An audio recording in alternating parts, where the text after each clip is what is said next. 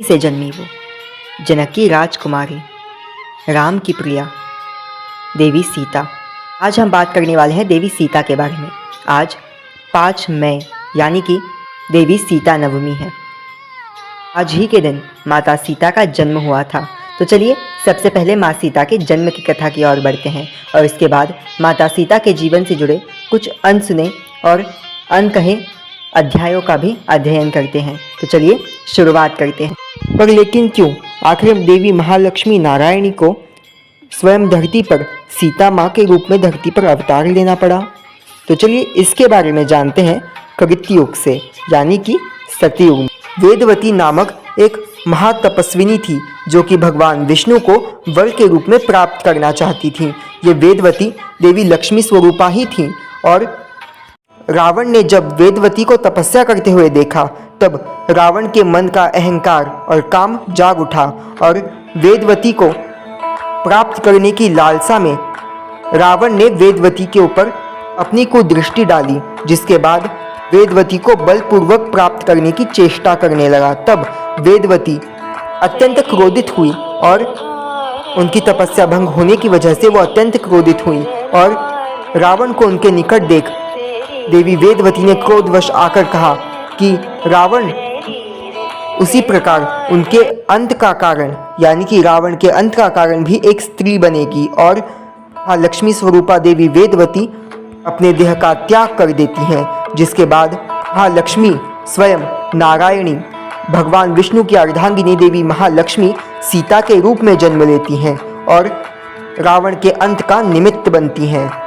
और देवी महालक्ष्मी के अर्थात देवी सीता के अवतरण की तीसरी कथा की अगर बात करें वो तब आती है जब अनेकों असुरों का आतंक धरती पर बढ़ता जा रहा था। रावण, कुंभकर्ण, मेघनाथ, खर, दूषण और ऐसे ही अनेकों असुरों ने ऋषियों, मुनियों, देवताओं और सभी को आतंकित कर रखा था और इन्हीं सभी दुष्ट दुराचारी असुरों के आतंक से त्राही करते हुए सभी देवी देवता जब ब्रह्मदेव और भगवान शिव को लेकर वैकुंठ स्वामी भगवान विष्णु के पास जाते हैं, तब भगवान विष्णु उन्हें आश्वासन देते हैं कि वो स्वयं नर के रूप में धरती पर अवतार लेंगे और देवी नारायणी स्वयं उनके लिए उनको पूर्ण करने के लिए धरती पर अवतार लेंगी। और न केवल इतना बल्कि रावण और दुष्ट असुरों के अंत के लिए सभी वैकुंठवासी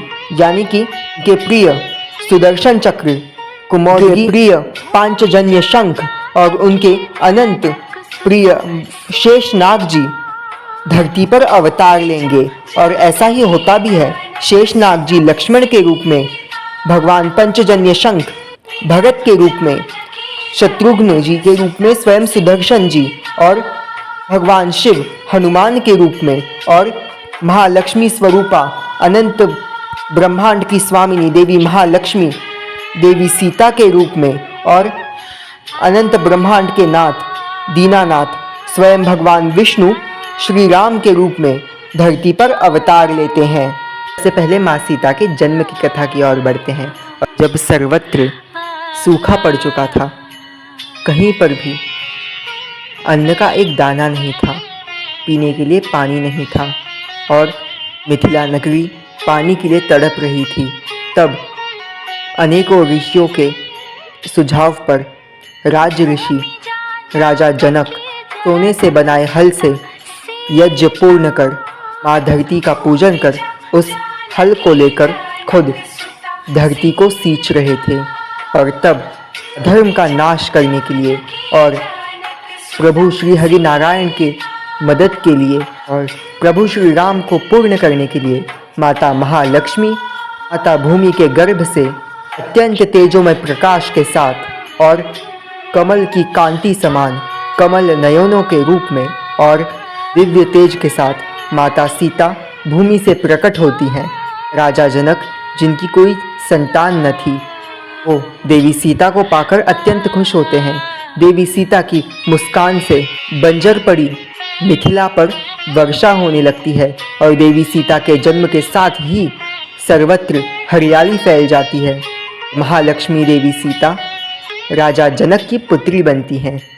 मिथिला की राजकुमारी होने की वजह से उनका एक नाम मैथिली भी है और जनक की पुत्री होने की वजह से उनका नाम जनक नंदिनी है। देवी सीता की अगर बात करें तो देवी सीता की शस्त्र विद्या, शास्त्र विद्या और धनुर्विद्या में भी अत्यंत पारंगत रही थी।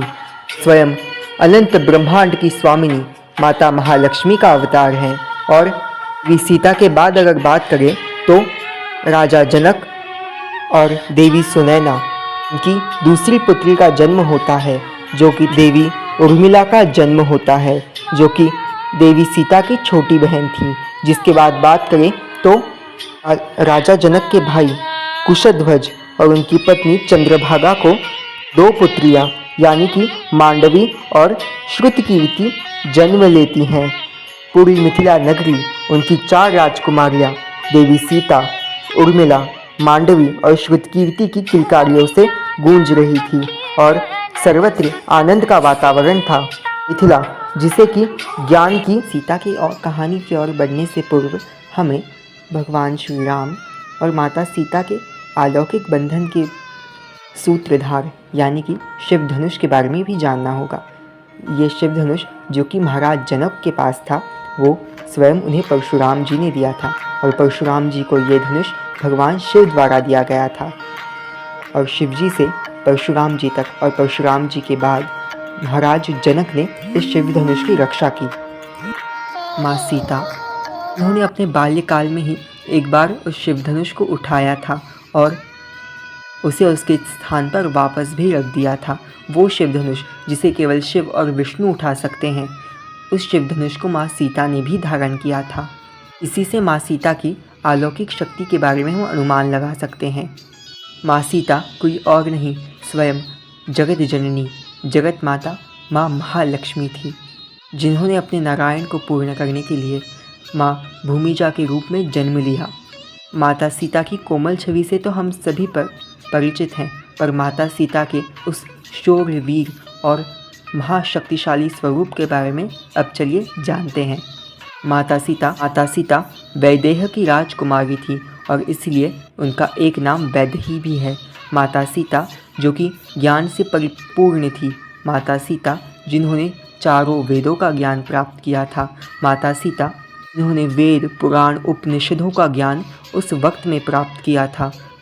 आज के समय में अगर कहा जाए तो हम माता सीता को एक एक्सीलेंट स्कॉलर के रूप में माता सीता को देख सकते हैं। माता सीता के ज्ञान का इतना प्रभाव का जन्म माता सीता से जो कि देवी सीता की छोटी बहन थी। कई ऋषि बात करें कई लोग वैदेह में आया करते थे। कुशध्वज न केवल इतना बल्कि माँ भूमिजा अर्थात माता सीता मांडवी अपनी शस्त्र विद्या में भी अत्यंत पारंगत लेती हैं। यहाँ पर हम सदैव ही प्रभु श्री राम धनुष के साथ देखते हैं, जो कि उर्मिला मांडवी सर्वोच्च धनुर्धारी के रूप में उन्हें चित्रित करता है। सर्वत्र आनंद का वातावरण माता सीता मिथिला एक सर्वोच्च न केवल धनुर्धारिणी कहा गया था, बल्कि वो तलवार भी चलाती थी और तलवार के और बाकी अन्य शस्त्र विद्याओं में भी पारंगत रही थी। माता सीता ना ही केवल ज्ञान में बल्कि माता सीता शस्त्र विद्या में भी अत्यंत शक्तिशाली और पारंगत थी। सीता की ये छवि जो उन्हें सदैव एक सर्वोच्च गृहिणी और परम पवित्रता देवी के रूप में हम देखते हैं, ना केवल इतना बल्कि माता सीता एक सर्वोच्च वीरांग धनुर्धारिणी, ना केवल इतना बल्कि माता सीता एक सर्वोच्च और एक शक्तिशाली राजकुमारी के रूप में भी हमें उन्हें देखना चाहिए, जहाँ पर ना केवल वो शस्त्र विद्या और ज्ञान विद्या के साथ भी पारंगत होती हैं। और इसके बाद अगर हम बात करें तो माता सीता और प्रभु श्री राम के विवाह की बात आती है और हम सभी जानते हैं किस तरीके से रामायण में माँ सीता और प्रभु श्री राम का विवाह होता है। इसके बाद माता सीता और प्रभु श्री राम को वनवास में जाना पड़ता है, पर संपूर्ण रामायण के कहानी के अंत के पश्चात हमें माता सीता का एक सर्वोच्च रौद्र भयंकारी स्वरूप के बारे में हमें पता चलता है, जहाँ पर हम बात करने वाले हैं माता सीता के काली स्वरूप के बारे में, जिसके बारे में हमें अनंत रामायण में उल्लेख मिलता है।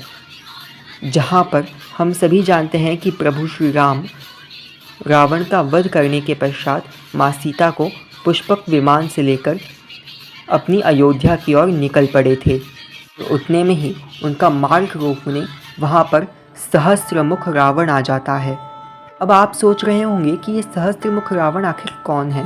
वास्तविकता में प्रमुख 3 रावणों के बारे में हमें पता चलता है। सबसे पहला दशमुख रावण, यानी कि वो रावण जिसका वध प्रभु श्री राम ने किया।